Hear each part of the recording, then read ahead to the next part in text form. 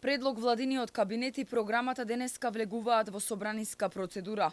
Се прават последните подготовки за утрешната седница на која ќе се бира техничката влада. Откако шефот на државата му го врачи мандатот на досегашниот собраниски спикер, Џафери порача дека врз основа на законите и уставот, преговорите за состав на преодната влада ќе се одвивале соодветно на политичката потреба и состојбата во државата. Мандаторот Талат Џафери според рокот ги прими сите предлози од политичките партии за министри, заменици и дополнителни заменици министри. Денес ќе ги достави до председателот на собранието Јован Митревски, отворајќи го патот да се свика седница за избор на техничка влада.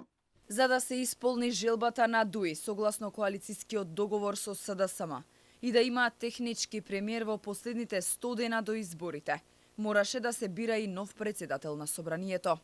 Вкупно гласа 104 претеници,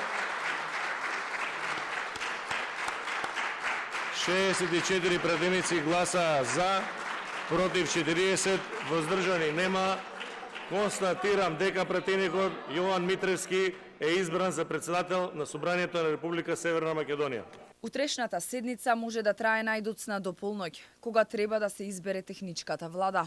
Иако седниците за избор на влада може да траат и по 2 дена, не се очекува пробивање на роковите, бидејќи утре е 100-тиот ден пред парламентарните избори, закажани за 8 мај. Парламентарното мнозинство треба да обезбеди 61 пратеник кој ќе гласа за техничката влада. ВМРО ДПМН нема да даде поддршка, но најавија дека нивното учество ќе било со цел да обезбедат фер и демократски избори и да спречеле евентуални неправилности.